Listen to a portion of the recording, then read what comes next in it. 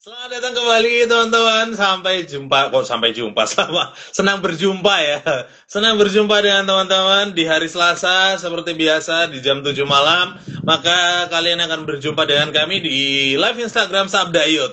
Senang sekali ya teman-teman, malam hari ini memasuki bulan-bulan yang penuh anugerah Tuhan, karena bisa dikatakan segala hal yang Tuhan sudah lakukan mulai dari kematiannya, ya kan, kebangkitannya, dan akan naik nih, kita rayakan bersama-sama di 2 hari lagi ya, di hari Kamis. Bersyukur semua itu karena anugerah Tuhan dan menunjukkan betapa besar kuasanya dan menunjukkan Yesus adalah Allah. Tapi kita akan mendiskusikannya lebih lengkap lagi nanti ya. Sebentar lagi kita akan mendiskusikan terkait misi Allah ini, misi Yesus Kristus.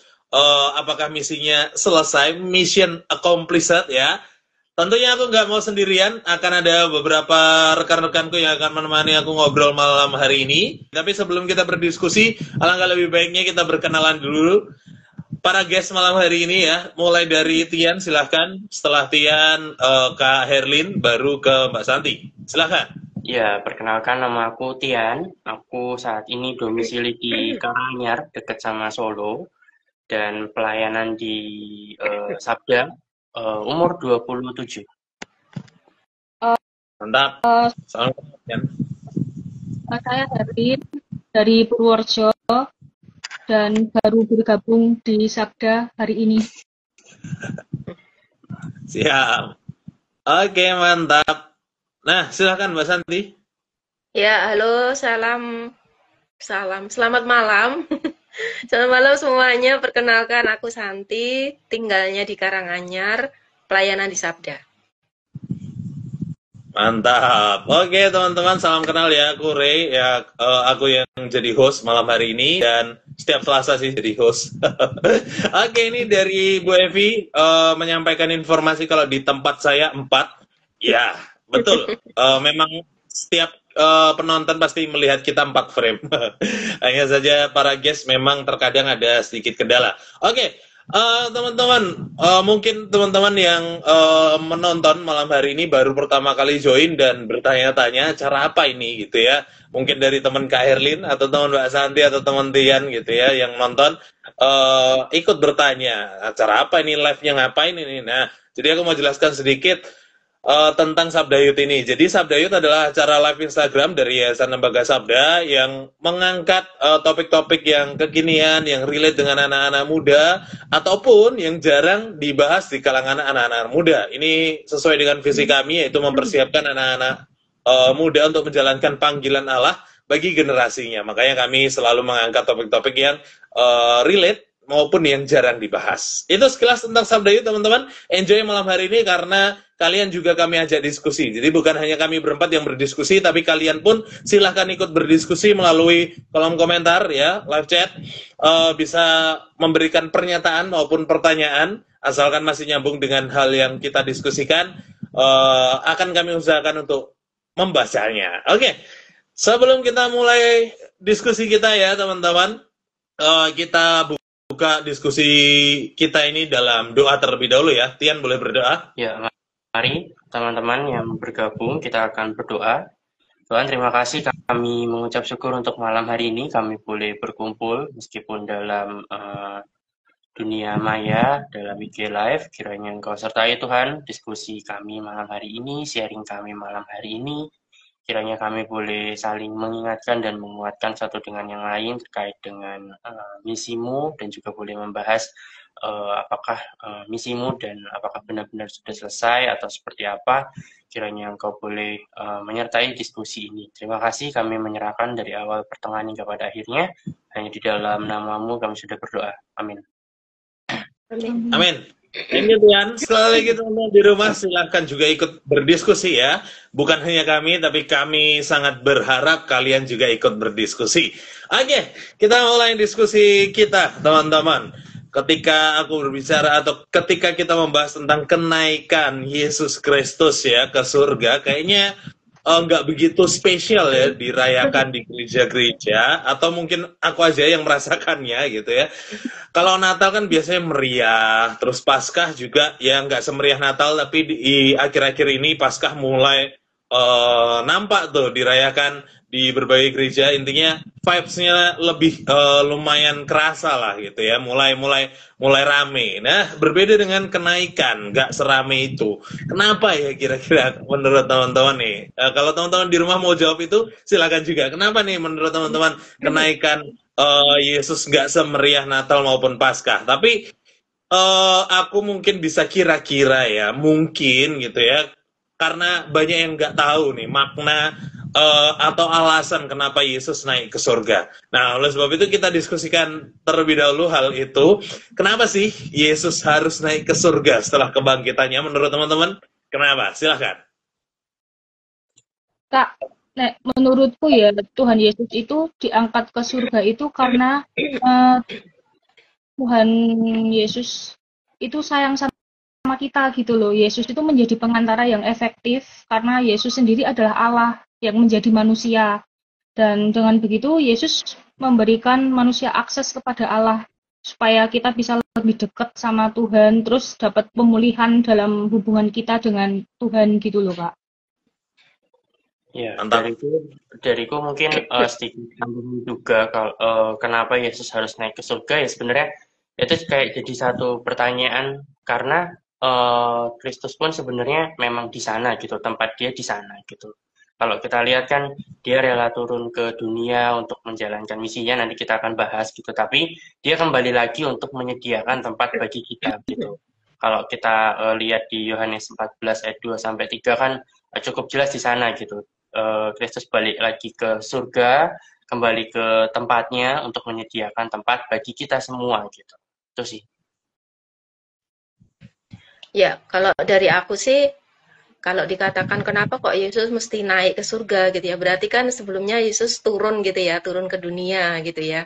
Jadi ya aku pikir ini bukan rencana dadaan gitu ya dari Tuhan gitu, tiba-tiba naik gitu ya. Jadi kalau mau dilihat lagi gitu, berarti ini kan satu rencana ilahi dari Tuhan gitu. Jadi Tuhan Yesus datang ke dunia, dia melayani, dia melakukan karya besar ya, karya penebusan gitu ya, sampai akhirnya Tuhan Yesus tuh harus naik ke surga. Karena kalau dipikir-pikir sebenarnya di Perjanjian Lama pun juga banyak yang mention gitu ya tentang Yesus akan naik ke surga gitu. Jadi memang tahtanya itu di sana gitu, di sebelah kanan Allah.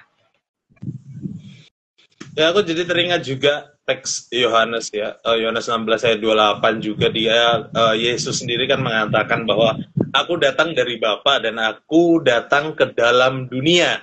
Aku meninggalkan dunia pula dan pergi kepada Bapa. Jadi memang ketika dia berasal dari Bapa dalam artian itu surga gitu ya, ya artinya memang itu habitatnya, dalam tanda petik habitat ya.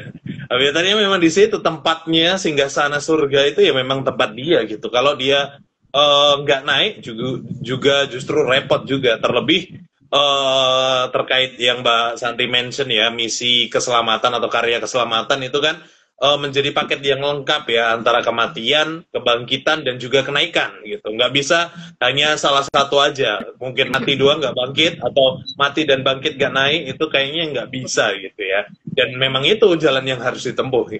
Itu sih menurutku.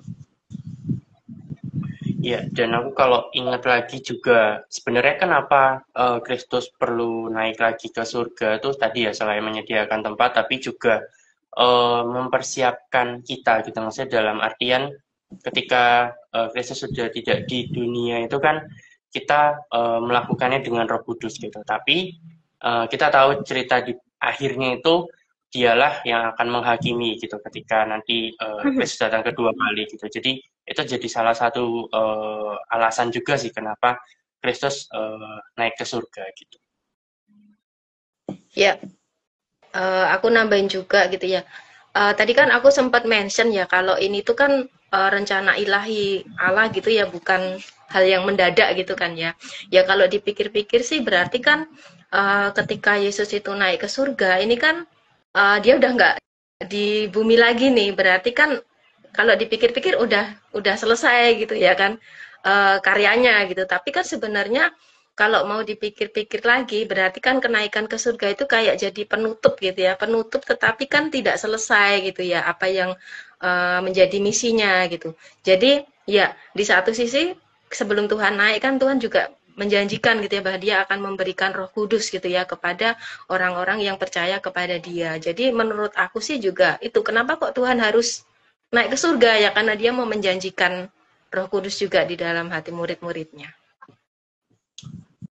Ya betul, sepakat bahwa Roh Kudus memang harus turun gitu. Terlebih kalau dia nggak naik ya berarti Roh Kudus nggak turun gitu. Simpelnya, logika sederhananya gitu.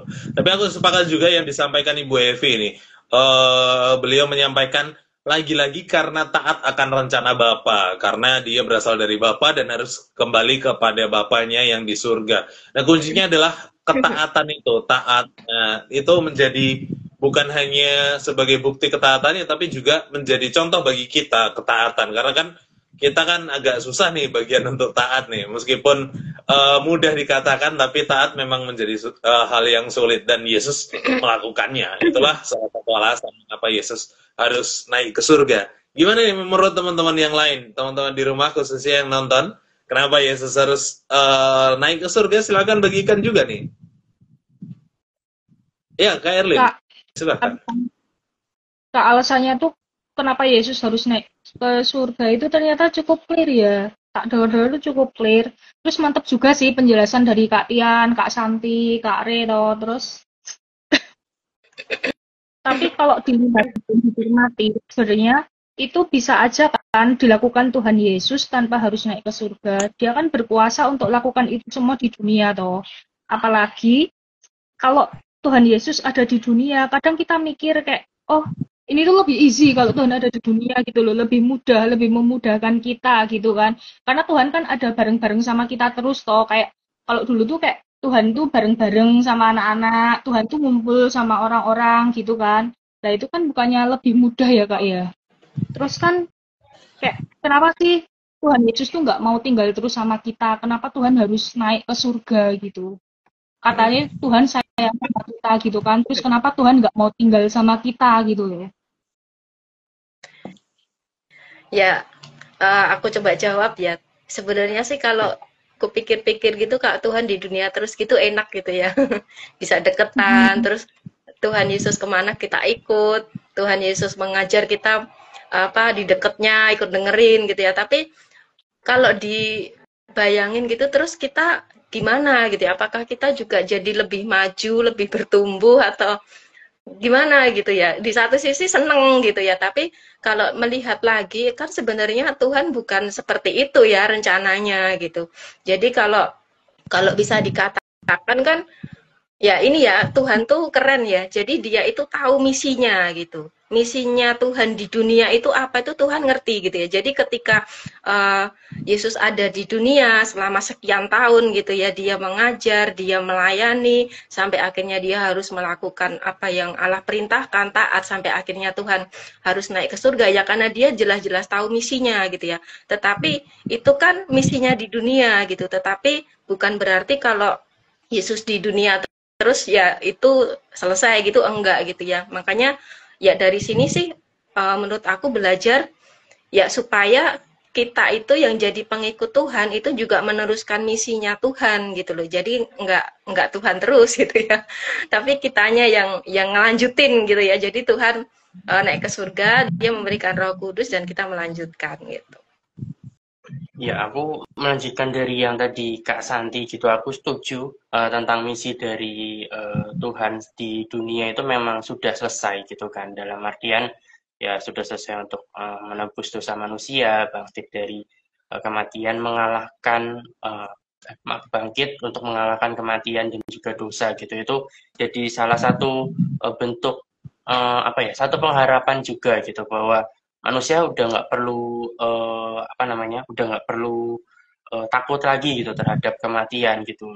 Sering kan jadi momok yang mencekam gitu untuk manusia, oh, aku takut mati, aku takut seperti ini gitu kan. Tapi itu jadi satu bukti dan satu pengharapan dan juga janji dari Allah yang yang itu bukan hanya digenapi gitu, tapi terus ditaruh kepada setiap orang yang ditinggalkan dalam tanda kutip. Sebenarnya nggak ditinggalkan sih, karena kan tadi yang Kak Santi bilang ada Roh Kudus yang menyertai gitu. Tapi seakan kita ditinggalkan dengan harapan kita bisa mandiri gitu. Aku jadi ingat kayak ya Kristus tuh jadi kayak orang tua kita gitu, jadi kayak ayah atau ibu kita, yang dimana pasti semua orang tua menginginkan anaknya itu bisa mandiri atau bisa melakukan itu dengan kekuatan mereka gitu. Tapi keistimewaan dari kita bukan hanya kita ditinggalkan begitu aja gitu, tapi kita diberikan satu roh penghibur yang selalu mengingatkan dan juga membimbing kita dalam menjalankan atau melanjutkan misi dari Kristus itu. Ya, menarik sih yang teman-teman sampaikan, khususnya seperti orang tua kita, itu hal yang menarik gitu.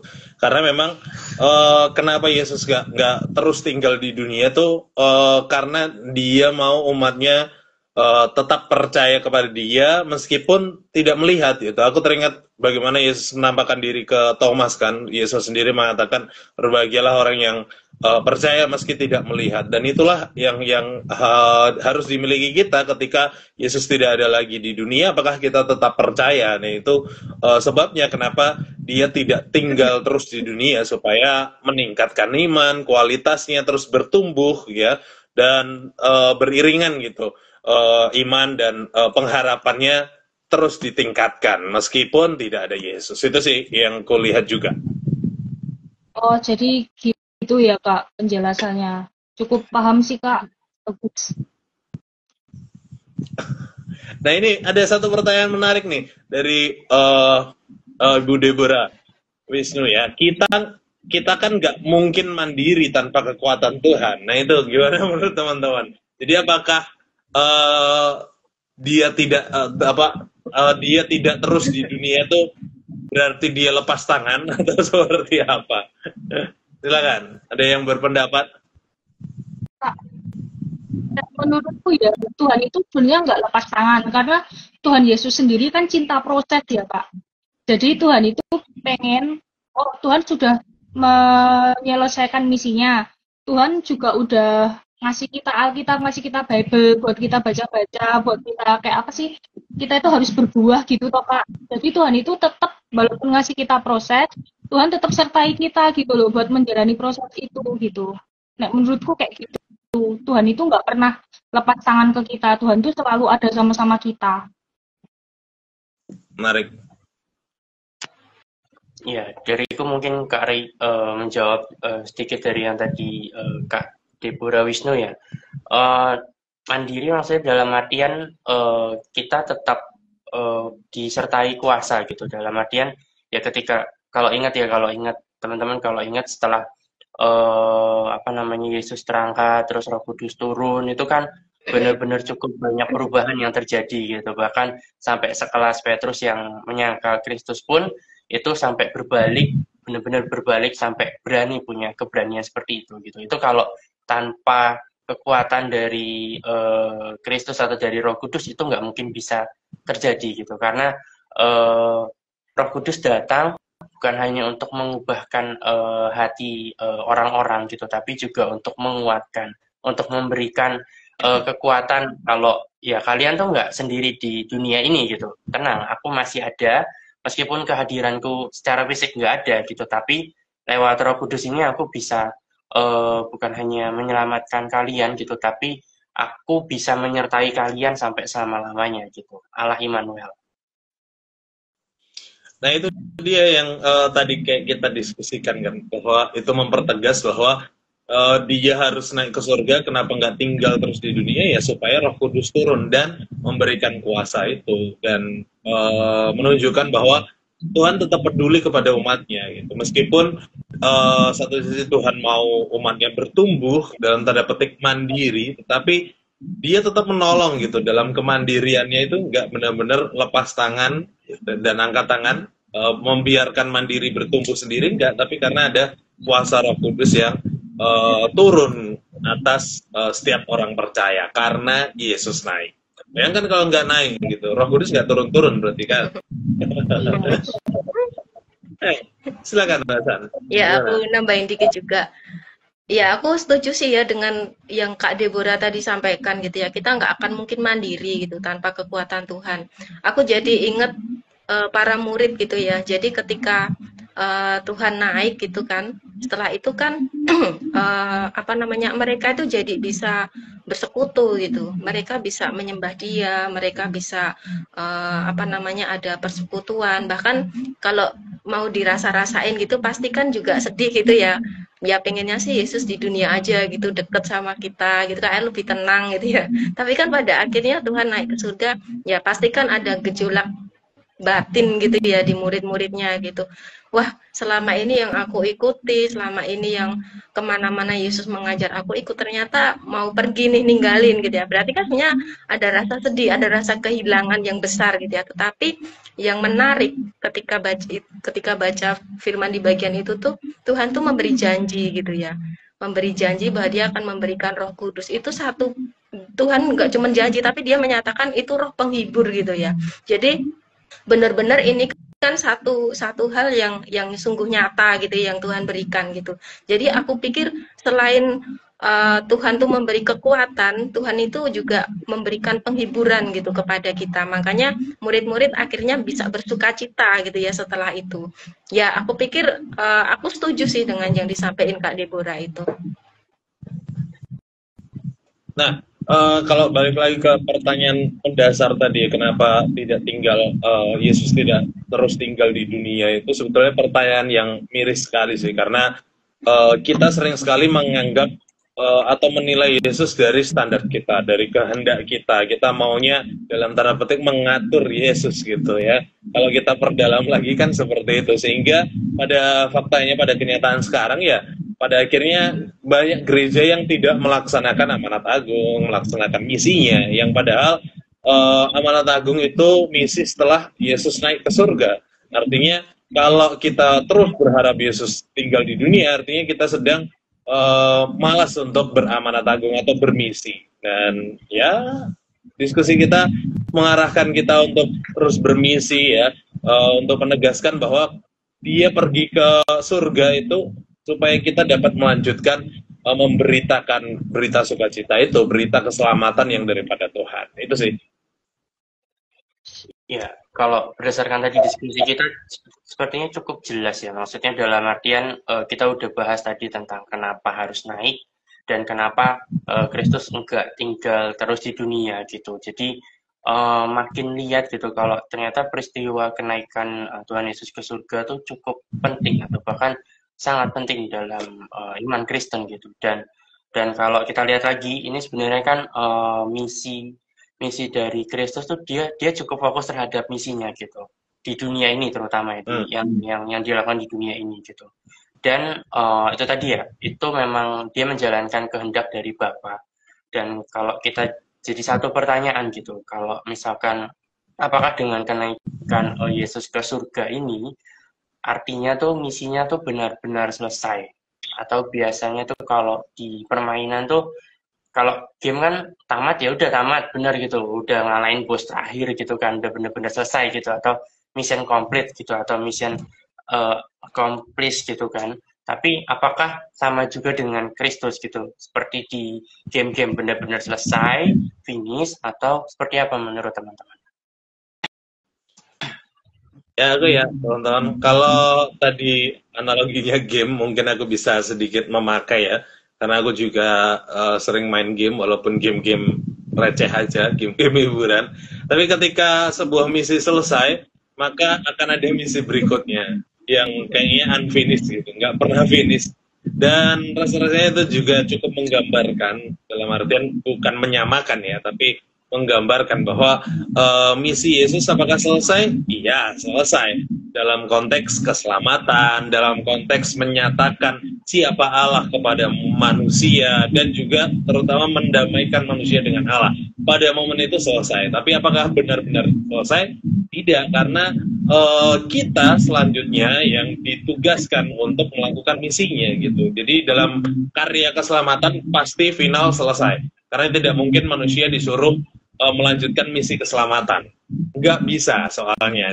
Jadi dalam konteks keselamatan ya hanya Yesus, dan itu sudah selesai dia lakukan. Dia sendiri kan sudah mengatakan ya, bahkan ketika dia mati di kayu salib, tetelestai, sudah selesai gitu. Jadi ya dalam konteks keselamatan aku percaya misinya accomplished, selesai. Itu sih. Ya, setuju sih dengan teman-teman gitu ya, nyambung yang tadi disampaikan Re gitu ya. Ya setuju, misi utama Tuhan tuh tentang karya penebusan Dia itu sudah selesai gitu ya. Jadi kalau diingat gitu ya, ketika Tuhan tuh di dunia gitu, dia kan juga jadi penebus, dia jadi korban sejati, korban yang sempurna. Terus juga Tuhan itu menang gitu ya atas dosa, atas maut. Jadi apa namanya, semuanya itu kan ketika dia ada di dunia gitu ya, dan kenaikan Tuhan tuh kayak jadi fase penyelamatan, kayak jadi ya penutupnya gitu. Nah setelah itu kan maksudku gini, untuk semua itu tuh sudah selesai iya gitu, tetapi pekerjaan Tuhan masih akan terus dilanjutkan gitu. Oleh siapa ya? Ya oleh kita gitu ya, oleh anak-anaknya, oleh pengikutnya gitu. Makanya tadi waktu kita mention tentang Roh Kudus ya, itulah yang sebenarnya menjadi kekuatan kita juga gitu di dalam melakukan misi Tuhan gitu. Itu yang memberi kekuatan, yang memberi penghiburan, yang juga apa namanya, yang mengajar kita, mengingatkan kita juga akan perkataan Tuhan. Jadi selain bisa dikatakan benar-benar selesai, ya masih lanjut gitu ya dengan Roh Penolong yang Tuhan berikan itu. Ya menurut Kak Herlin gimana? Setelah tak dengar-dengar dari diskusi ini, Kak, aku tuh jadi bisa menyimpulkan ternyata tuh di dalamku itu juga termasuk mission accomplished Tuhan Yesus gitu loh. Di sini kan ada love apa? Agak dekat. Nah. Ini ya. Ya. Oke. Dari the four Singapore ya. Jadi itu kayak di sini ada love, terus salib, terus tanda tanya loh Kak. Nah di situ aku jadi bisa menyimpulkan gitu loh, dari love sini tuh ternyata tuh Tuhan Yesus sayang sama kita. Ternyata Tuhan Yesus tuh mengasihi kita. Nah karena tadinya kita punya dosa, Tuhan tuh jadi kayak ada jarak sama manusia loh. Terus karena balik lagi kalau karena Tuhan Yesus sayang mbak kita, itu Tuhan tuh sampai rela mati buat kita supaya kita tuh bisa balik lagi sama Tuhan, supaya kita tuh bisa dekat lagi sama Tuhan. Tuhan tuh rela mengorbankan kita buat kita. Nah, setelah di sini kan misi Tuhan Yesus selesai ya, dari disalibkan, terus Tuhan bangkit, terus Tuhan diangkat ke surga. Itu tuh misi Tuhan sudah selesai. Nah, di sini tuh sekarang tuh udah bukan misi Tuhan lagi, kayak misinya kita sendiri gitu loh. Kita kan udah tahu dari ketiga bagian ini. Nah, kita tuh mau sayang sama Tuhan, kita mau mengasihi Tuhan, kita mau berterima kasih sama Tuhan, atau kita just don't care gitu loh, kayak ya udahlah terserah aja, toh kita nggak minta atau mungkin gimana gitu. Ternyata semua tuh terangkum di sini dan aku tuh baru sadar. Kasih loh Kak. Mantap, luar biasa. Ternyata memang lengkap. Iya. Gimana Tian? Iya, aku nambahin dikit juga, jadi ingat gitu kan tadi kalau yang Kak Herlin bilang gitu, ya memang aku setuju dan jadi ingat satu ayat gitu di Filipi 2 ayat 7, aku tambahin sama ayat 8, itu kan jelas gitu, Kristus sendiri yang mengambil inisiatif gitu untuk mengosongkan dirinya, mengambil rupa seorang hamba dan menjadi sama dengan manusia. Dan dalam keadaan sebagai manusia, ia telah merendahkan dirinya dan taat sampai mati, bahkan sampai mati di kayu salib gitu.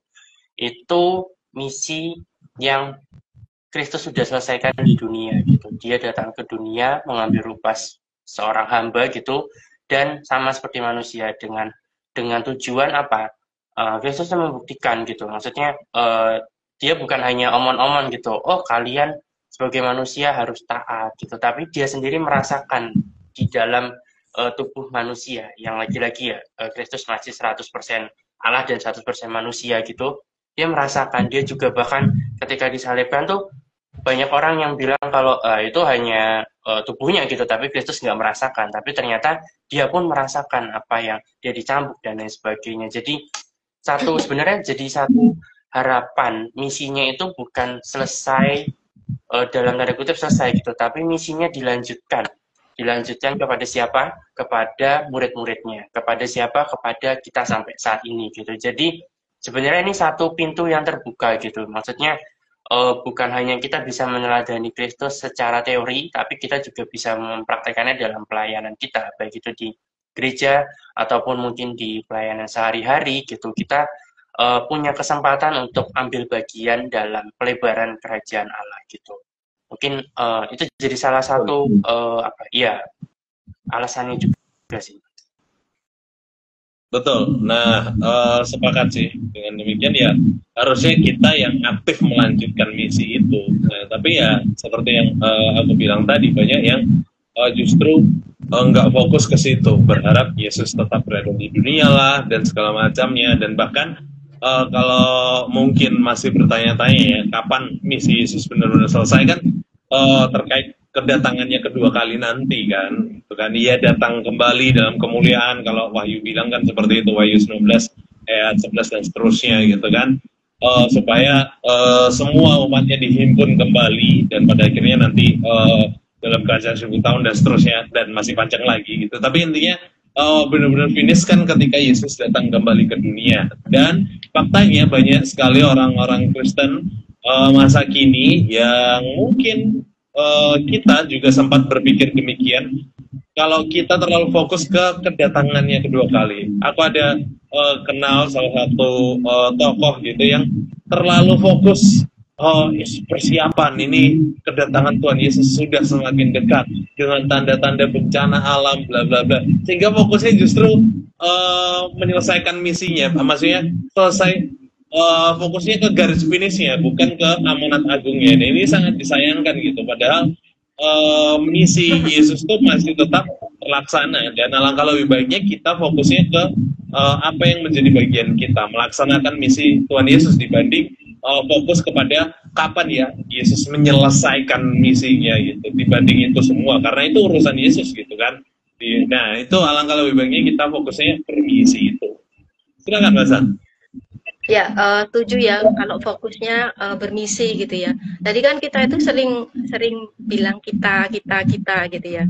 Tadi itu aku sempat merenung waktu teman-teman sharing ya. Kita itu kan sebenarnya bukan kita aja secara pribadi gitu ya, tapi kan kita juga anggota komunitas Kristen, bahkan kita anggota gereja gitu ya, yang disebut tubuh Kristus gitu ya. Jadi aku tuh tadi sempat mikirin gimana gitu ya relevansinya gitu yang kita omongin ini dengan kita itu sebagai gereja gitu. Ya balik lagi ke misi gitu ya. Sebenarnya misi yang Yesus jalankan itu kan sebenarnya jadi misi kita gitu. Misi kita yang percaya kepada Tuhan gitu.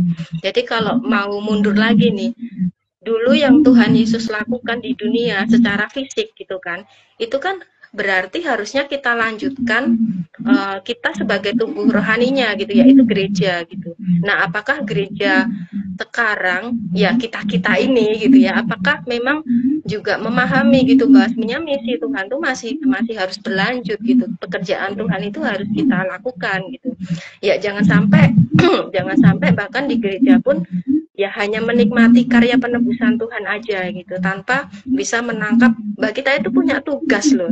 Kita ini punya satu bahkan tugasnya ini bukan tugas yang besar, tapi sangat besar gitu, karena esensi dari tugas ini tuh sangat apa ya, sangat mulia gitu. Bayangin tugas yang Tuhan berikan ke kita itu nggak cuma untuk dikerjakan, tapi bisa membawa orang itu kepada kehidupan yang kekal gitu, ketika mereka itu percaya kepada Tuhan. Bahkan pelayanan pendamaian Tuhan juga melakukan itu kan, kita aja didamaikan gitu dengan Allah gitu. Kalau kita yang sudah didamaikan dengan Allah dikasih tugas, berarti kita itu sebenarnya memberitakan kabar baik supaya orang yang belum percaya pada Tuhan pun bisa didamaikan gitu dengan Dia. Jadi tugas ini tuh bukan tugas kecil gitu ya sebenarnya. Kalau bisa gereja menangkap ini pun ini sangat-sangat baik gitu. Ya, aku melanjutkan dari yang Kak Santi, menarik sih. Aku sempat juga kan beberapa hari lalu kan Sabda ngadain juga terkait dengan YLC gitu, dan itu ngambil topik gereja gitu. Dan kalau lihat tadi Mbak Santi kayak ya maksudnya pertanyaannya itu memang mengarahkan kepada kita yang sebagai gereja juga gitu. Ingat ya, kalau gereja itu bukan hanya sekedar gedung, bukan hanya sekedar sinode, bukan hanya sekedar denominasi, bukan hanya sekedar lain-lainnya itu kan, tapi gereja itu adalah kita, adalah tubuh Kristus. Jadi itu tugas kita bukan hanya secara individu kita sebagai manusia, tapi tugas kita juga sebagai tubuh Kristus, sebagai gereja gitu, untuk melanjutkan misi yang sudah Tuhan titipkan ke kita gitu. Makanya tadi aku sempat bilang ya bersyukur ketika Kristus naik ke surga gitu. Kalau enggak gitu, kita bukan hanya enggak punya kesempatan untuk melayani lebih lagi gitu, tapi nanti kita jadinya bergantung terus. Ada Kristus gitu, kita yaudahlah santai-santai aja gitu. Itu yang jadi poin penting yang mungkin bisa aku share juga sih terkait dengan kita pun sebagai individu dan juga sebagai gereja itu punya tugas ambil bagian dalam amanat agung gitu. Nah, menarik. Ini juga ada satu pertanyaan dari Evi ya. Banyak yang pakai momen kenaikan Yesus untuk ibadah padang, katanya sekalian untuk orang banyak dengar Kristus. Anak muda sering nih, gitu kan, dilaksanakan. Gimana menurut teman-teman? Setuju nggak? Dari kalian, pendapat kalian kalau ini salah satu wujud kita ikut bergabung dalam misi ini, gitu ya?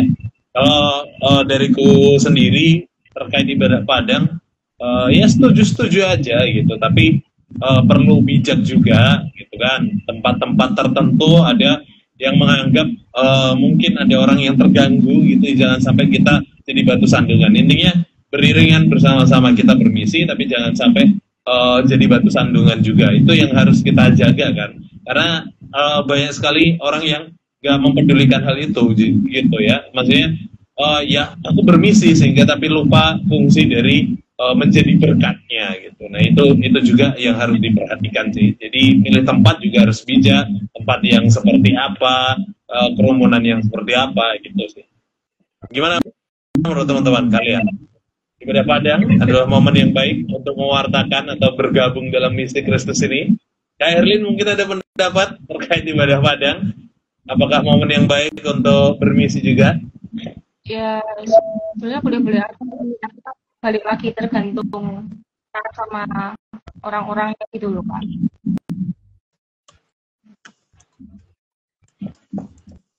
Gimana kalau menurut yang lain? Menurut teman-teman di rumah juga boleh gitu jawab terkait hal ini ya. Apakah kalian punya pengalaman ibadah padang lalu ternyata orang lain terganggu mungkin? Silakan juga bagikan. Tian, silakan. Ya, menurutku setuju sih dengan yang Kak Ari bilang gitu. Maksudnya dalam artian itu jadi salah satu bentuk juga, bukan hanya variasi ibadah ya, tapi juga bentuk kita dalam menyampaikan atau mengabarkan kabar baik gitu kan. Tapi kalau menurutku juga salah satu caranya itu dengan kita jadikan hidup kita tuh sebagai bukan cermin ya, tapi sebagai buku atau sebagai kertas. Maksudnya itu yang bisa dilihat orang, apapun keadaannya kita, ya apa adanya gitu. Tapi bukan berarti kita hanya yaudah kita selesai gini aja gitu. Tapi dengan orang-orang melihat kita gitu, itu juga orang-orang bisa melihat Kristus di dalamnya gitu. Nah itu yang jadi sebenarnya bukan kesulitan sih, tapi tantangan dari kita juga secara pribadi masing-masing itu bagaimana bisa memancarkan kasih Kristus atau memvisualkan kasih Kristus itu kepada orang-orang gitu. Selain itu bersaksi, juga membantu orang-orang. Nah dari situ kan kasih dari Kristus tuh terpancar lewat kita. Itu juga bisa menjadikan berkat untuk orang lain. Itu sih. Ya, kalau dari aku sih nggak apa-apa gitu ya, merayakan kenaikan Tuhan dengan ibadah padang gitu. Tapi ya tadi sih Ray sempat bilang gitu ya, ya perhatikan juga tempatnya gitu ya, bukan tempat yang asal gitu ya. Maksudnya kita kan bukan berarti karena orang lain gitu ya, tapi kan sebenarnya kita itu kan tujuannya untuk merayakan gitu ya, momen kenaikan Yesus gitu. Dalam artian kan itu memang ibadah, kita benar-benar datang itu dengan sungguh hati gitu ya. Berarti kan entah nanti orang lain dengar atau gimana gitu, iya nggak apa-apa gitu. Lagian kan juga namanya juga di tempat terbuka gitu ya. Ya paling responnya antara penasaran, tidak peduli, terus apa lagi, pengen tahu gitu ya, pengen ini apa, dengerin ya, terus apalagi respon yang lain bisa jadi mengkritik juga bisa gitu ya. Banyak sebenarnya respon, tapi kan kita kan tidak punya kendali gitu ya atas respon-respon itu. Yang bisa kita lakukan adalah kita benar-benar melakukan ibadah padang itu dengan kesungguhan hati kita untuk Tuhan, ya tempatnya dan lain-lain ya tetap kita mesti prepare gitu ya. Kalau yang lain selama nanti banyak yang mendengarkan, penasaran, suka lagunya, puji Tuhan gitu ya. Kalau ada yang tanya dijawab dengan kasih ya. Jadi ya banyak kesempatan yang kita kadang nggak bisa pikirkan di awal, tapi yang jelas ya itu tadi, kita nggak bisa mengendalikan respon orang lain, tapi itu jadi kesempatan memang untuk kita bisa men-sharingkan kasih Tuhan, memuji Tuhan. Bahkan orang lain kalau dengar firman ya puji Tuhan gitu ya. Itu aja. Ya betul sih, memang yang paling penting dalam bermisi adalah ya kita yang melakukan, tanpa dalam tanda petik, tanpa harus memusingkan dengan respon. Ada juga kan banyak yang terlalu menekankan respon sehingga cenderung memaksa, kamu harus terima gitu ya, cenderung seperti itu. Nah, tetapi faktanya kita tuh ditugaskan untuk melaksanakan misi, yaitu memberitakan berita sukacita ini gitu, bukan memaksakan orang menerima berita sukacita ini. Itu sih. Ya. Ya, aku tadi ini ya dengerin teman-teman gitu kan, sebenarnya kita itu sama-sama sepakat gitu ya bahwa sebenarnya misi Tuhan itu sudah selesai gitu ya di dunia, dan masih akan dilanjutkan pekerjaannya oleh kita gitu ya, para pengikutnya gitu. Nah, misi Tuhan ini kan sebenarnya misi keselamatan gitu ya bagi manusia, yang sebenarnya kita itu juga nggak mungkin gitu ya melakukannya gitu, karena kan memang yang menyelamatkan itu Tuhan gitu ya. Tetapi sebenarnya ada satu misi baru gitu ya yang bisa dikatakan follow up gitu ya dari misi Yesus gitu. Nah, tadi sudah dimention sih sebenarnya di bagian awal gitu ya, amanat agung gitu ya. Jadi Tuhan kan sudah memberikan itu ya sebelum dia naik ke surga. Nah, gimana teman-teman tuh setuju nggak gitu dengan amanat agung ini? Terus juga siapa gitu yang harus melakukan misi amanat agung ini gitu ya, karena biasanya ini kan tugasnya pendeta gitu ya, atau ini kan tugasnya misionaris yang sampai ke pedalaman misal gitu, atau gimana gitu menurut teman-teman? Iya, itu bukan hanya tugas para rohaniwan gitu kan, pendeta dan lain-lainnya gitu, tapi lagi-lagi ke kita gitu kan. Kita bukan hanya sebagai, tadi aku sempat sharing, bukan hanya sebagai individu, tapi kita sebagai bagian dalam tubuh gereja gitu, atau tubuh Kristus gitu kan, dalam gereja. Dan juga aku jadi ingat gitu kan satu hal yang aku pelajari juga ya, terkait bukan hanya panggilan ya, tapi itu semua mendukung kita untuk terus menjalankan amanat agung gitu. Kalau kita lihat baik itu di pekerjaan kita, di pelayanan kita, itu tujuannya itu bukan hanya untuk memuliakan Tuhan gitu, tapi juga untuk menjalankan misi atau menjalankan amanat agung dari Kristus gitu yang sudah dititipkan ke kita gitu. Jadi ya, jawaban singkatnya adalah kita semua orang percaya, bagian dalam gereja juga, yang harus menjalankan amanat agung itu. Kak Erlin, mau kasih pendapat dulu, siapa nih yang bertugas, siapa yang akan melanjutkan misi ini? Apakah kita termasuk di dalamnya? Silakan, Kak Erlin. Sebenarnya sih kita juga termasuk di dalam ya Kak, karena mungkin kalau kita ngobrol sama teman di luar yang mungkin ini kayak beda keyakinan gitu, terus kita ngobrol, kita sharing, kadang kan ada yang sebagian dari mereka kan ada yang tertarik, kayak ada yang mencari tahu gitu kan, yaitu ya kita bisa ngasih tahu gitu loh, ini loh Pak, kita itu di Kristen begini, Tuhan kita begini, terus kita itu diajarkan kasih, kita nggak boleh membenci, kita nggak boleh empati, dan sebagainya. Terus tadi kan mereka kan kayak, oh jadi kayak gitu ya, gitu. Menarik ya, ada. Terus tuh saya pernah punya pengalaman loh kak, aku sendiri ya. Itu aku masih di Indo ya. Terus dulu saya punya sahabat saya itu Muslim. Terus ya ini bisa jadi kesaksian juga ya kak, nggak tahu juga. Dia itu tiap hari itu nemenin saya buat ibadah. Ya karena kita udah deket banget kak. Kayak aku boleh nggak sih ikut ke gereja karena aku tuh penasaran kamu tuh selama di gereja ngapain, ibadahnya bagaimana gitu. Terus oh ya karena kamu mau tahu, karena kamu penasaran ya udah ayo ikut aja karena aku tuh nggak bisa ngasih tahu kalau oh aku tuh ibadahnya gini gini gini. Nanti kamu nggak tahu kalau nggak ada gambarannya, tak gituin loh kak.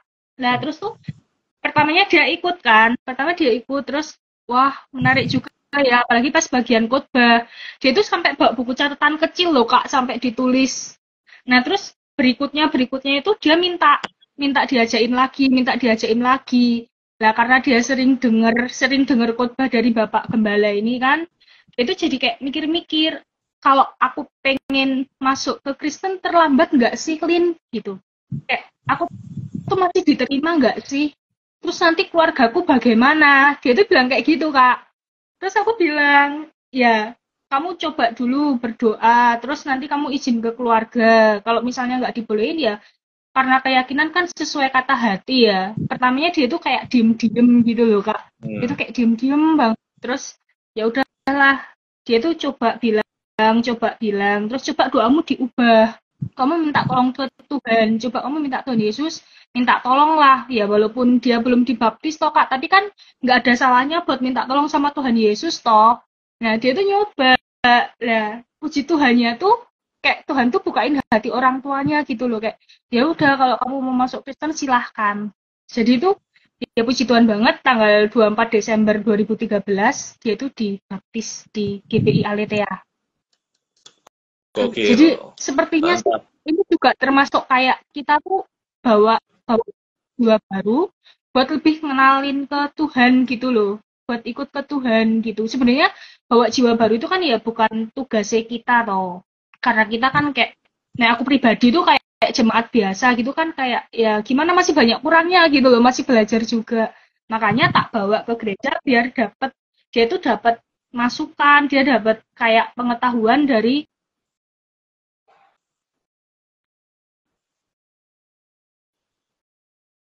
wah, agak macet nih. Udah lagi seru-serunya.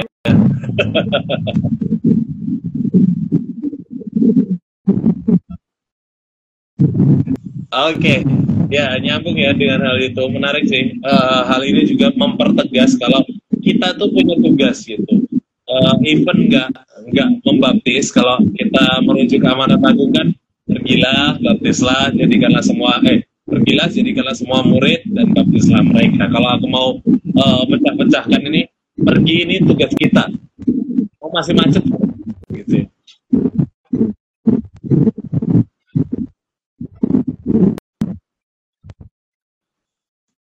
Iya, oke, masih agak macet. Oke. Nah, seperti yang aku bilang tadi terkait amanat agung, pergi itu tugas kita, dalam artian tuh aktif menjangkau orang, melalui salah satunya yang Kak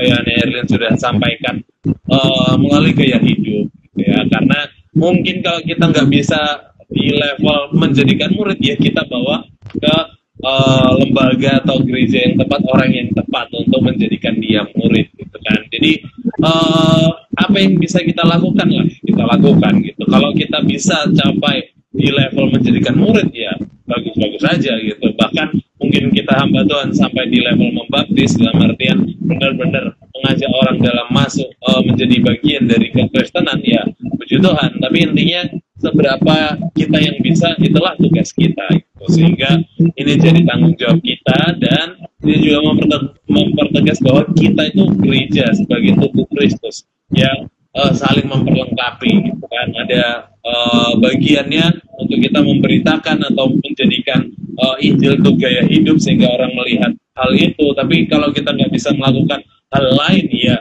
mari kita bimbing ke anggota tubuh yang lain untuk kita boleh saling memperlengkapi. Dan ini juga senada dengan yang disampaikan Kak PHW Kim, setiap kita umatnya bertugas untuk memberitakan ini atau melaksanakan misi ini.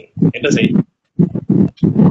Ya, aku nambahin juga ya. Jadi siapa yang harus melakukan amanat agung itu setuju dengan teman-teman gitu ya. Jadi ya setiap kita gitu ya, siap pengikut Kristus gitu. Jadi karena ini kan tadi ya Tuhan bilang pergilah gitu ya. Jadi pergilah, jadikanlah, baptislah, itu kan semua kata kerja gitu ya. Itu nggak perintah, Tuhan memerintahkan itu gitu. Jadi aku tuh sempat mikir kalau ada satu saja anak Tuhan yang tidak melakukan perintah ini, berarti ya dia tidak taat gitu ya. Karena kan ini Tuhan yang ngomong gitu. Kalau Tuhan ngomong nyuruh kita nggak melakukan, berarti kan kita tidak taat gitu ya.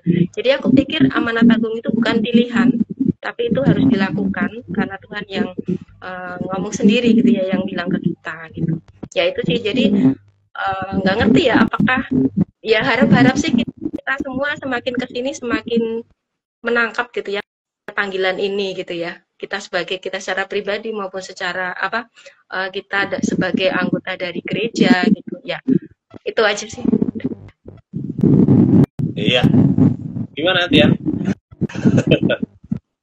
Iya, enggak sih tadi ya banyak setujunya, banyak ya aku setuju gitu, tapi juga jadi kayak satu dorongan untuk kita gitu, untuk tadi kan Kak Ray, Kak Santi juga Kak Herlin sempat ya menyinggung tentang amanat agung, dan kalau lihat semua itu kita semua kerjakan secara individu, secara sendiri gitu.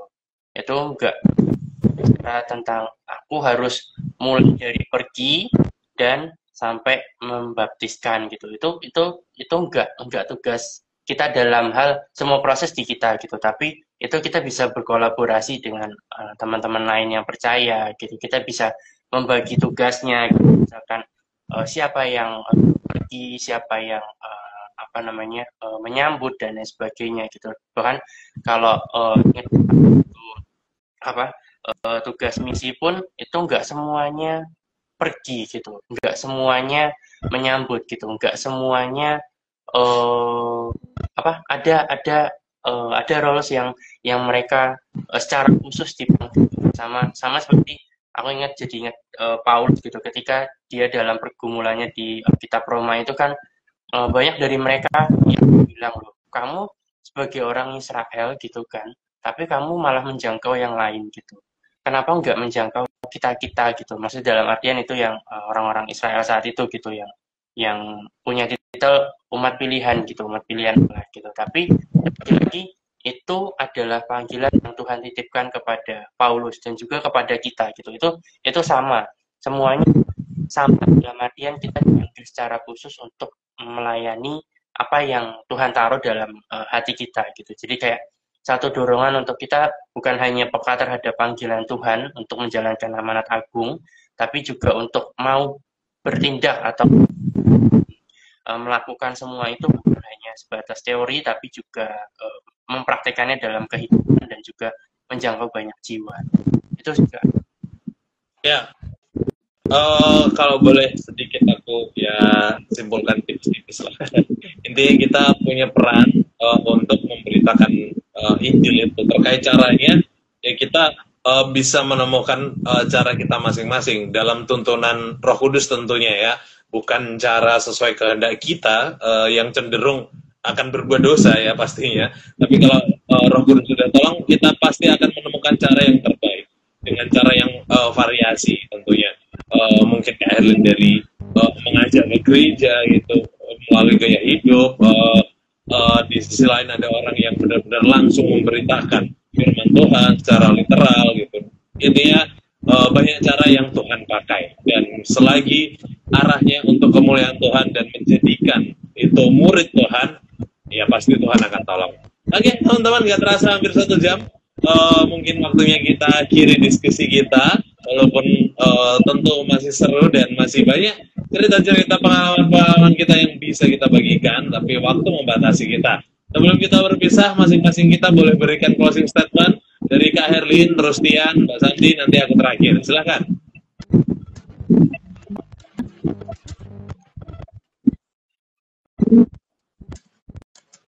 Closing statement Kak Herlin untuk mengakhiri diskusi kita. Silahkan beri ya kesimpulan dari Kak Herlin lah, penutup kata-kata hari inilah. Kata-kata hari ini. Untuk penutupan diskusi ini bermanfaat buat saya pribadi ya, apalagi saya baru pertama kali gitu kan ya Kak. Tadi sempat juga ada kayak tremor gitu, tapi saya bersyukur bisa bergabung di diskusi ini karena saya jadi tambah mengetahui tentang Tuhan Yesus, lebih mengenal Tuhan lagi gitu loh. Terima kasih Pak. Oke, siap. Thank you. Tian, silakan. Iya, kalau dariku penutupnya ya tadi lebih ke dorongan untuk kita untuk bukan hanya peka tapi juga boleh menggumulkan panggilan Tuhan dalam hidup kita masing-masing. Dan juga kalau ingat dari amanat tadi kan pergilah gitu. Dan kita dituntut untuk bertindak gitu, bukan hanya untuk kita ya dengan role masing-masing ya, baik itu di depan layar, di belakang layar, sebagai welcomer dan lain-lain gitu. Kita punya bagian masing-masing dalam amanat agung menjadi amanat agung Kristus, dan kita perlu bimbingan dari Roh Kudus. Itu sih. Mas Santi?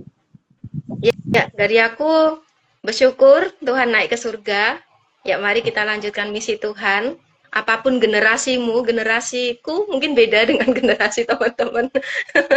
Ya, jadi lanjutkan misi Tuhan. Apapun generasimu, apapun eranya. Sekarang udah era AI, jadi manfaatkan AI juga ya untuk bisa share firman Tuhan, share kebaikan Tuhan, gitu ya. Terus ya supaya banyak orang itu mengenal dan percaya bahwa Yesus adalah Tuhan. Amin. Oke, thank you teman-teman. Dariku mission accomplished ya.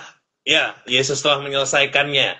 Penebusan, keselamatan sudah Dia berikan. Dia sudah selesai. Tapi juga mission still ongoing. Ya, kitalah yang akan melanjutkan misinya dalam gereja, dalam dunia, dalam pribadi kita untuk terus memberitakan firman Tuhan, memberitakan bahwa Yesus adalah satu-satunya juru selamat dan jalan menuju keselamatan itu. Dan mission will be complete nanti ketika Kristus datang kedua kalinya. Jadi bergabunglah dalam misi Kristus, dalam tubuh Kristus untuk memberitakan firman Tuhan, untuk memberitakan Injil, untuk memberitakan kabar keselamatan ini dari kita untuk generasi kita ke depannya. Thank you banyak, Tuhan Yesus memberkati. Thank you Tian, thank you Kak Herlin, thank you Mbak Santi. Kita akan berjumpa lagi di minggu depan ya, di dalam live Sabda Youth di minggu depan dengan topik yang baru karena kita sudah masuk bulan Juni minggu depan dengan tema yang baru. Tema bulan depan digital healing ini. Aku spill tipis-tipis saja. Digital healing kita akan diskusikan seputar itu.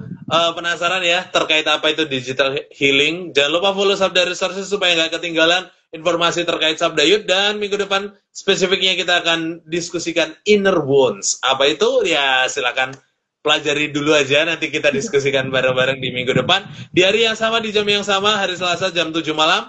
Dengan aku dan akan bersama teman-temanku yang lainnya. Thank you banyak, kita tutup diskusi kita dalam doa. Kak Herlin boleh menutup kita dalam doa? Mari kita bersatu dalam doa. Tuhan Yesus, kami bersyukur atas kesempatan untuk memahami dan merenungkan misimu yang telah selesai. Terima kasih Tuhan, karena salibmu dan kebangkitanmu kami boleh ada hingga saat ini. Bantulah kami Tuhan untuk mengasihimu dengan segenap hati dan melayanimu dengan sukacita di dalam nama Tuhan Yesus Kristus. Kami berdoa, haleluya, amin. Amin. Thank you banyak sekali lagi teman-teman. Thank you banyak juga teman-teman di rumah yang sudah memberikan komentarnya. Sampai jumpa minggu depan. Salam AI for God.